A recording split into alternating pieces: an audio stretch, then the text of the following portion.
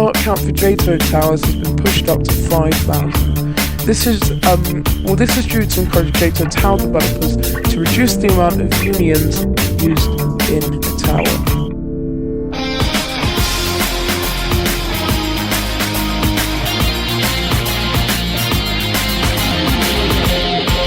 Hello and welcome to episode 2, series 2 of This Week at J2.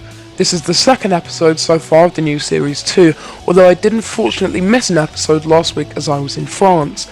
You'll also notice a few new things in this video. First off, we're now using a new studio which we're calling Studio B.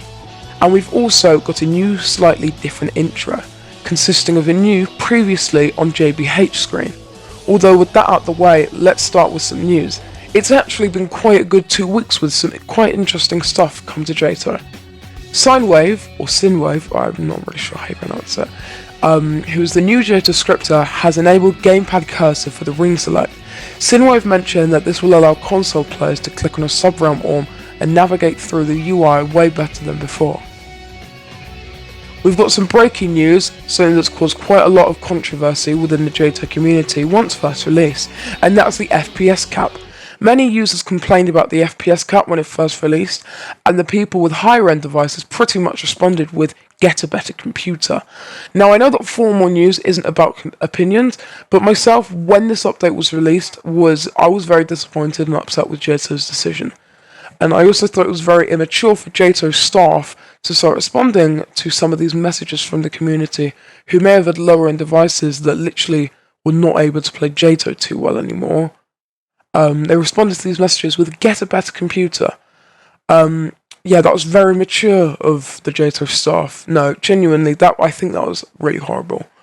Although the actual breaking news of this topic is that the FPS cap has actually been removed and reverted by Sinwave. So the original FPS cap when it first released was 75 FPS. Only 15 FPS above Roblox's default FPS cap of 60 FPS.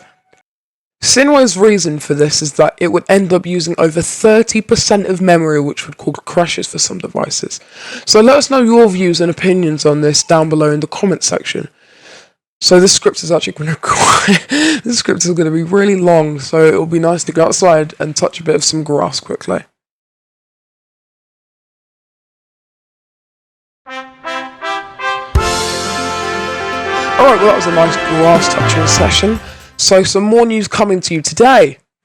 Same with the FPS cap, the anti-item clip script has been removed. J2 has also released 2 new major features. But let's start off with the news that the anti-item clip script has been removed.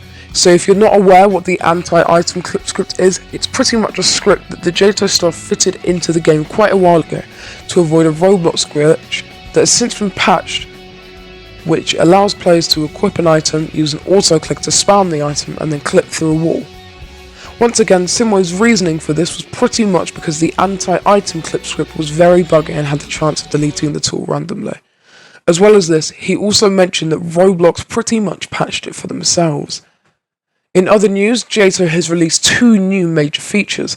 One of them is called Tower Statistics, which displays the number of attempts, wins, and how long you spent on a tower. Now, J2 haven't actually been keeping up with this information as of yet, so your statistics will start from 0 when the feature is released. Another feature J2 has released is called Tower Profiles. This menu allows you to make a profile card that other players can view.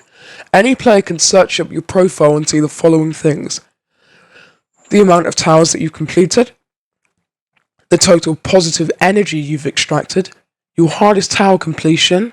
You'll also be able to select your favourite tower, select your favourite area, and how long you spent in towers in total.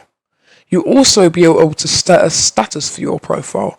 You'll also be able to change the background for your profile and select the colour of your choice. This update only comes with a few backgrounds, so Soul Crushing Tower backgrounds, Pride backgrounds, and some extra backgrounds that come from certain shop items. So let us know what you think about these new profile cards. Now, our final bit of news today is a contest that J2 has opened named the Story Contest. J2 are allowing their community to build towers of sleepers and submit them to an unnamed J2 subrealm.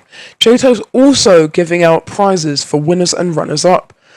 First place will receive 20,000 Robux in Verified Builder. Second place will receive 10,000 Robux. Third place will receive 5,000 Robux. And the builders of the other towers that made it into the sub-realm will receive the Builder role and Contributor. And the builders who passed judging but didn't make it into the sub-realm will receive Builder role. With that said, I'd like to come to the end of this very long episode of This Week at J2. I'd like to wish you all a great weekend. I don't know why I put weekend in the script, it was actually just meant to be week.